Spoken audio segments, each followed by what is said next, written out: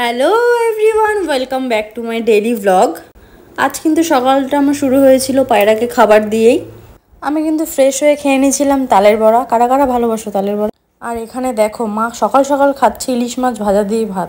আমরা কিন্তু সকালে ভাত খাই না, কিন্তু যেই দেখেছি মা ইলিশ মাছ ভাজা আর শুকনো লঙ্কা ভাজা দিয়ে ভাত মেখেছে, দেখো দুজনে গিয়ে কিন্তু পাশে বসে পড়েছি।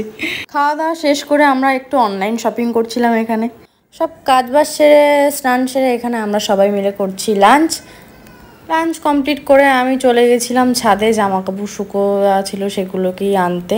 এই যে জায়গাটা তোমরা দেখছো, এই জায়গাটা কিন্তু আমাদের 3তলার ডাইনিং স্পেস, যেটা এখনও কমপ্লিট হয়নি। তারপর আমি চলে আসি নিচে এসে আমাদের একটু বেরোনোর ছিল। এই যে আমরা বেরিয়ে পড়েছি রাস্তায়। আমরা এসছি কিন্তু মাহির নেল স্টুডিওতে। আজকে কিন্তু মাহির শরীরটা খুব একটা ভালো না, তার জন্যই আমি ওর সাথে এসছি যাতে ওর একটু হেল্প হয়।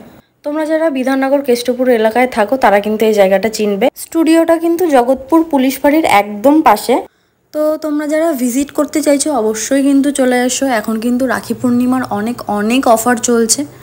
এসে কিন্তু আমরা দুজনেই কাজে লেগে পড়েছি, কারণ অলরেডি কিন্তু দুজন কাস্টমার এসে ওয়েট করছিল। এখানে তো আমি মন দিয়ে কাজ করছি, আর একজনকে দেখবে কি করছে, কাজ ওর নেই বলে। তাই এই দেখো আয়নার সামনে এসে একটু ঢং করছে আমার ফোনটা নিয়ে। আর এখানে দেখাচ্ছে এটা হচ্ছে ওর স্টুডেন্ট। আর এই যে আমি এখানে কাজ করছি। কাজ শেষ করে আমরা এখানে সবাই মিলে একটু আড্ডা দিচ্ছিলাম আর খাবার খাচ্ছিলাম।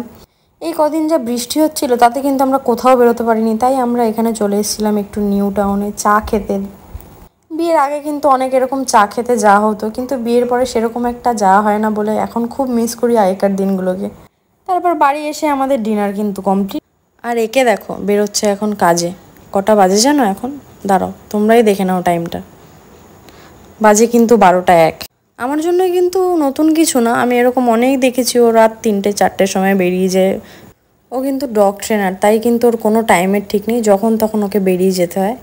আপনার স্কিন কেয়ার, ভিডিও এডিট, তারপরে নয় ঘুমের দেশে হারিয়ে যাওয়া যাবে।